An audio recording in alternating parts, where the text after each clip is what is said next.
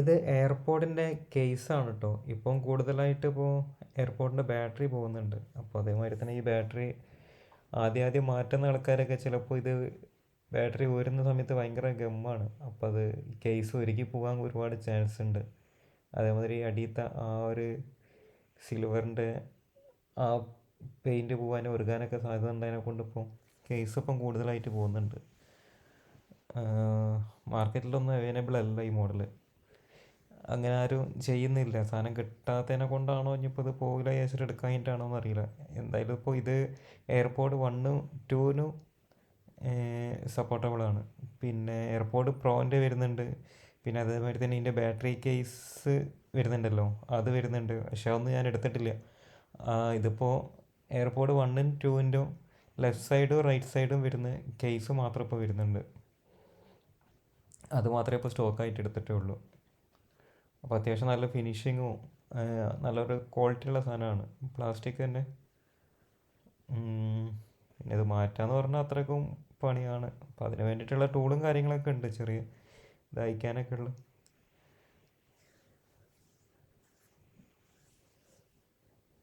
പിന്നെ battery available ആണ്. Battery 1 2 same battery തന്നെയാണ്, അതും കിട്ടുന്നുണ്ട് കേട്ടോ. അതിൻ്റെ വീഡിയോ ഒന്നും ചെയ്തിട്ടില്ല, സൈറ്റിൽ ഇട്ടിട്ടുമില്ല.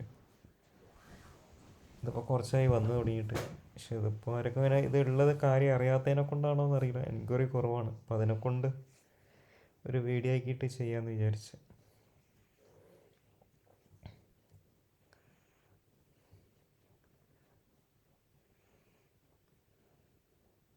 ഏകദേശം 3 പാർട്സാണ് വരുന്നത് ഒരു ഇതിന്.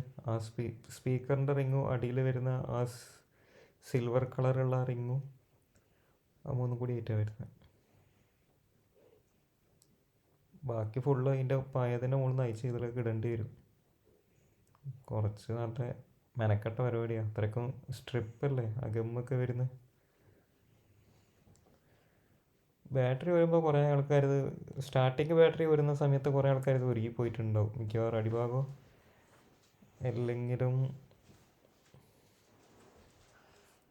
ചിലത് അടിഭാഗം ഒരുക്കി കഴിഞ്ഞാൽ പിന്നെ ബോക്സിൽ കയറില്ല, പിന്നെ നല്ല നിൽക്കില്ല. ചാർജ് കയറാനൊക്കെ ഒരുപാട് ബുദ്ധിമുട്ട് വരുത്തുന്നുണ്ട്.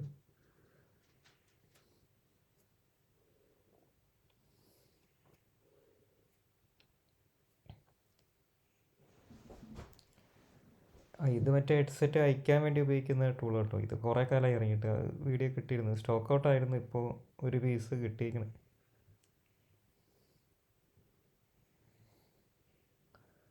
ഇതിലെല്ലാം ചെയ്യാം. എയർപോഡ് 1 2 പ്രോ എല്ലാം അയക്കാനും ഇതാക്കാനൊക്കെ സിമ്പിളായിട്ട് പറ്റും ആ ടൂൾ വെച്ചിട്ട്. അതില്ലാതെ ചെയ്യാൻ പറ്റും, പക്ഷെ ഒന്നും കൂടി കുറച്ചുകൂടി പെർഫെക്റ്റ് ആയിട്ട് ചെയ്യാം.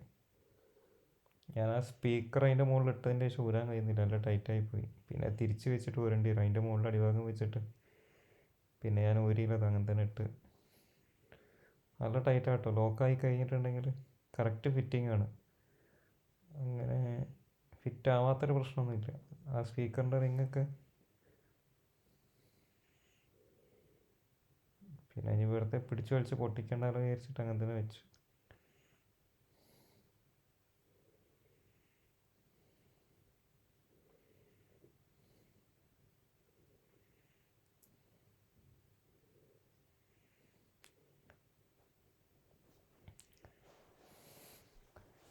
ഇതിപ്പോൾ എങ്ങനെ വേണമെങ്കിലും കൊടുക്കട്ടോ. ലെഫ്റ്റ് സൈഡ് മാത്രമാണ് ലെഫ്റ്റ് സൈഡ് മാത്രം കൊടുക്കുക, റൈറ്റ് സൈഡ് മാത്രമാണ് റൈറ്റ് സൈഡ് മാത്രം തരാം.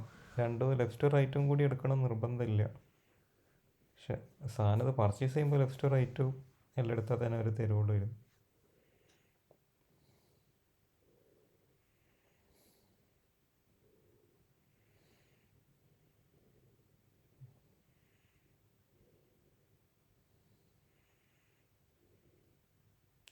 ഫുള്ളായിട്ട് ഊരി ഇടേണ്ടി വരും കേട്ടോ. സ്പീക്കറിൻ്റെ നെറ്റ് വരെ പഴയ കേസിൻ്റെ മുകളിൽ നിന്ന്.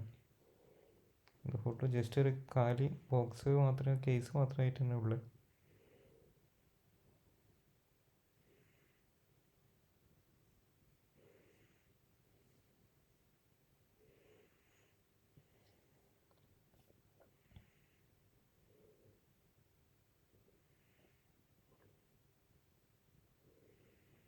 ചില 1 2 പീസിന് മാത്രം ഉണ്ട്. ആ സ്പീക്കറിൻ്റെ അതിൻ്റെ മുകളിലൊക്കെ ചെറിയൊരു നെറ്റിൻ്റെ കോട്ടിങ് വരുന്നുണ്ട്. ബാക്കിയുള്ളതിനൊന്നും അതില്ല.